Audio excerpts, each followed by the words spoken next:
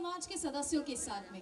आइए जश्न के इस कारवां को आगे बढ़ाते हैं आप ही के परिवार के इस सदस्य के साथ में। एक बार जोरदार तालियां डिम्पेश अजानी के लिए, जो खास आपकी इस महफिल को यादगार बनाने के लिए, थोड़ा सा और खास बनाने के लिए कुछ पेश करने वाले हैं।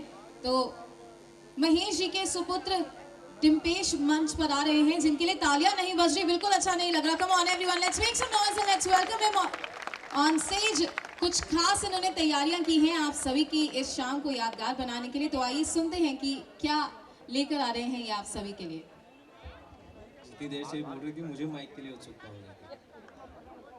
चलिए सबने जो ॾाढो शुक्राना मुझे खुश नसीबी आ कि मां हिते चेटी चंड जे मंच ते जिस चेटी चंड के मेले को असां ॾिसंदे ॾिसंदे वॾा थिया आहियूं उषा ऑडिटोरियम खां हाणे ताईं अॼु हुन मंच ते असां बीठा आहियूं तव्हांजे साम्हूं कुझु चवण जो कुझु ॻाल्हाइण जो मौक़ो असांखे मिलियो आहे।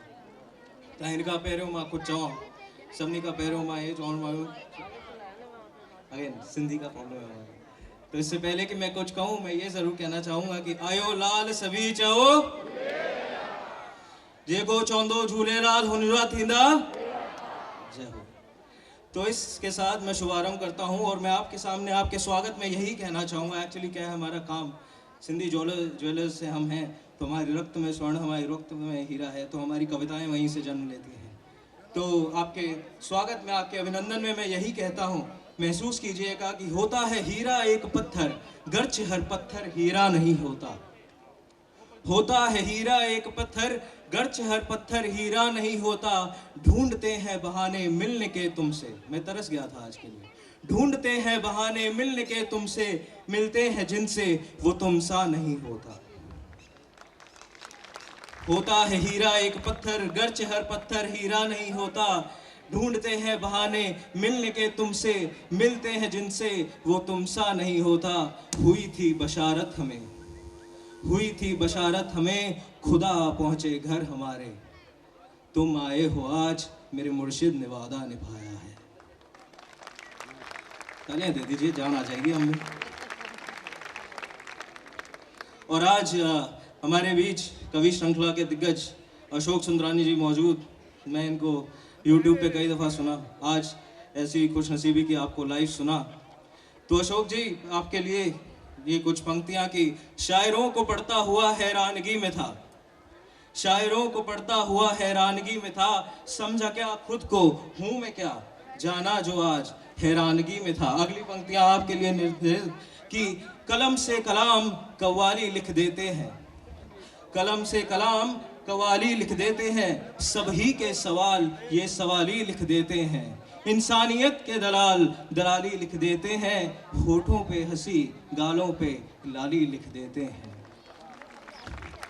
रब को भी बनाना दीवाना इन्हें आता है, ये इनमें पावर है, यकीन मानिएगा।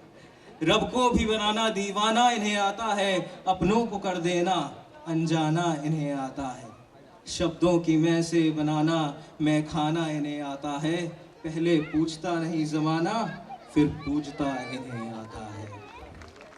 और अगली पंक्तियां मेरी तरफ से आप सबको कि तुम भी अपने किस्से किसी शेर में सुनते हो। कवल अंकल नमस्ते। कि तुम भी अपने किस्से किसी शेर में सुनते हो। होठों पे हंसी आती है, मायूसी भी सताती है। तुम भी अपने किस्से किसी शेर में सुनते हो। होठों पे हंसी आती है, मायूसी भी सताती है। क्या तुम भी चंद शब्दों के हेर फेर को सुनते हो। तो शायरों को सुनता हुआ हैरानगी में था। समझा क्या खुद को, जाना जो आज हूँ मैं क्या, हैरानगी में था। अब हमारे कवियों के साथ एक बड़ी दिक्कत है, एक बड़ा अजब सा मसला है। देखिए मैं तो कवि हूँ, तो हम कभी अच्छे मूड में हो, हम कभी अपनी धर्मपत्नी को प्यार से दो पंक्तियाँ लिख के बता भी दें कि ना कुछ भी अच्छी सी प्रेम की कि प्रेम का सलीका सलाखों सा लगता है, हर वक्त तन्हाई का लाखों सा लगता है। तो उनके लिए बड़ी आम सी बात है कि कवि से एक, अपने हस्बैंड से एक, अपने पति से एक दो पंक्तियाँ मिल रही हैं, तो वो कहेंगी बस आज भी वही कविता। अरे कभी तो तोहफा लाया कर, कड़ी से डायमंड जा टॉप वठी कुछ तो कर मुझे लाए। बेचा कविता थी वही, शादी में चाहिए तू घर लिया है थी वो सब। और एक दूसरा आदमी है जिसके लिए कविता, कवि, शायरी ये जगत ही दूसरा है। उनको कुछ पता ही नहीं है। तो उनकी बीवी कहती है कभी तो, वो हमें सुनते हैं। अब बात यहाँ पे सुन के हमें वो जाएंगी और वो अपने पतियों को कहेंगी कभी तो डिसो ये कड़ी तो कहो, कभी तो इनके जैसे 2 पंक्तियां हमारे लिए लिखो। और फिर इस ऑडिटोरियम से बाहर हम दोनों तरह के लोग मिलते हैं और हम कहते हैं बड़ी आफत है, बड़ी आफत है, बताओ डायमंड टॉप्स दिए जाए या शायरी दी जाए। तो बहुत बड़ा मसला है, बहुत बड़ा मसला है। तो बस सिंधी की बात हो रही थी कि हमारे यहाँ पे सिंधी जे किया टुटिल भगेला त मां भी उनजो भक्त हो गया है।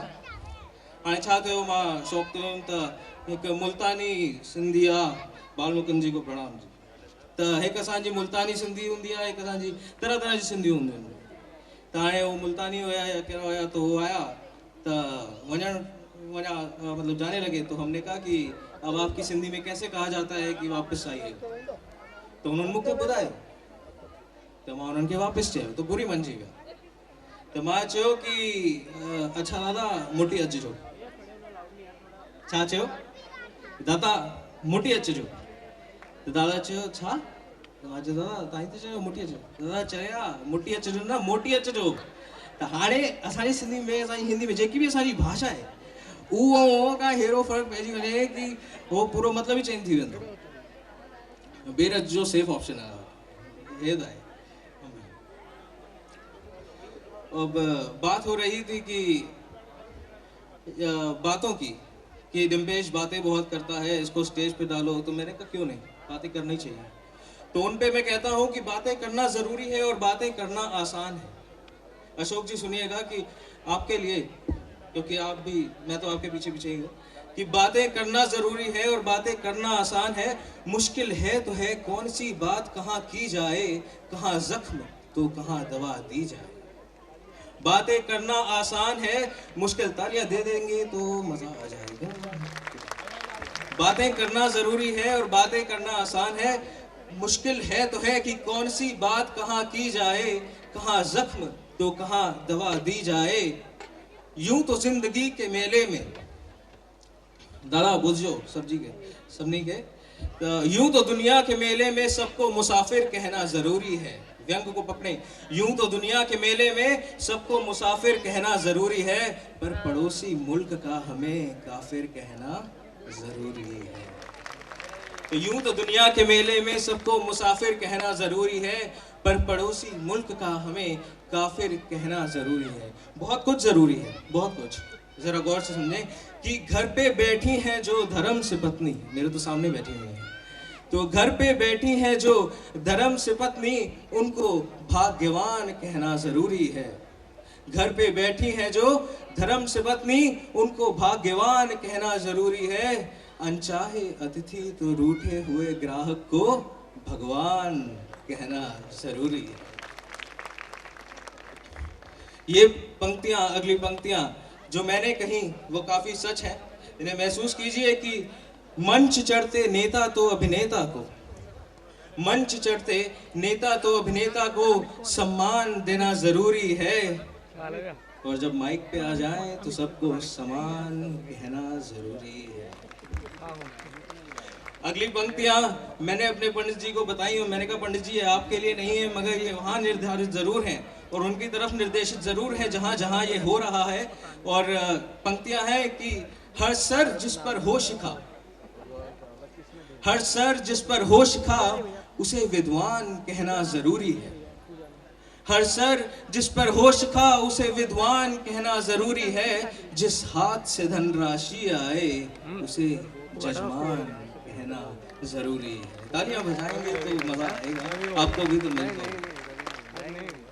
तो मैं अब विदा लेता हूँ अगली परफॉर्मेंस के लिए और मैं फिर लौटता हूँ आपके लिए। और इसी के साथ डिम्पेश के लिए तालियां बजानी भी बहुत जरूरी है। बस जोरदार तालियां हो जाए इनकी इस खूबसूरत परफॉर्मेंस के लिए। आई एम श्योर एक होती है बात अची वियो हाणे मज़ो ईंदो त जहिड़े बि भाव सां अचनि हुजनि सही प्लीज़, ठीकु आहे, तालियूं प्लीज़। त हाणे ॻाल्हि पई थिए कि कवि कीअं हूंदा आहिनि। मेरा आधे में रह गया था, मैं वही बात करते करते मेरा टाइम खत्म हुआ। देखिए कवियों को जब ज़्यादा जगह ना मिले, बहुत टाइम हो जाए इन सम्मेलनों में जाते जाते, तो उनको एक तड़प सी महसूस होती है कि हमारा हुनर अभी दबा दबा रह गया, हमारी जगह अभी दबी दबी रह गई। तो उनको चलते फिरते कोई भी अगर किसी पार्टी में, किसी शादी में कोई हल्का सा भी सवाल पूछ लेता है तो वो जवाब भी अपने शायराना अंदाज में देते हैं। जैसे परसों मैं किसी पार्टी में था तो हमारे एक दूसरे दोस्त थे, वो भी कविता में रुचि रखते हैं, तो उनको हो रहा होगा सर दर्द। तो किसी भले आदमी ने उनसे जाके पूछा कि भाई साहब ठीक हो, सर पे हाथ है, सर दर्द हो रहा है, तकलीफ तो नहीं है? तो उन्होंने जवाब दिया, तकलीफ में तकलीफ हुई, तकलीफ को समझने में, क्या मज़ा है सुलझने में, जो मज़ा है उलझने में। जो हाल पूछने गए थे उन्होंने मन में सोचा चरे थी वो करके वापस। एक चीज़ याद आ जा रही है कि किसी ने मुझसे पूछा कि दोस्ती पे क्या कहते हैं, तो मुझे वही चीज़ याद आई कि मैं आप सबके सामने हूँ, अब हमारी दोस्ती हो गई है, शायद अगले साल ही मिलना हो और खुदा ने चाहा तो बीच में ज़रूर मिलेंगे। तो मैं कहता हूँ कि कल कोई मुद्दतों बाद मिला, दूरी थी शर्मिया दरमिया, शायद इसीलिए मुस्कुरा के मिला, तालियां बजाते रहेंगे तो बहुत मज़ा आएगा। कल कोई मुद्दतों बाद मिला, दूरी थी दरमिया, शायद इसीलिए मुस्कुरा के मिला। उसने कहा दोस्त वो तुम्हारी पुरानी आदत, वो क्या कुछ कह जाने की, वो कहने सुनाने की, वो कायम है, तुम्हारी शायरी कायम है। अला दादा ठीक है। तो मैंने कहा दोस्त जिस तरह लिखना कायम है उस तरह दिखना कायम है, जिस तरह कहना कायम है उस तरह लम्हों में बहना कायम है, जिस तरह हार जीत लगी रहती है उस तरह मार पीट लगी रहती है, कहकर सुधरना लगा रहता है, गिरकर चढ़ना लगा रहता है। तो शायद इसीलिए तुम्हारी हमारी यारी कायम है और इसीलिए शायद ये शायरी कायम है। मैं आपसे विदा लूँगा, प्लीज़ अगले हफ्ते अगले साल दोबारा मिलेंगे। क्या पता आपसे अगले हफ्ते भी हम रूबरू हों एक स्पेशल इवेंट के माध्यम से। थैंक यू सो मच डिम्पेश जी, आपने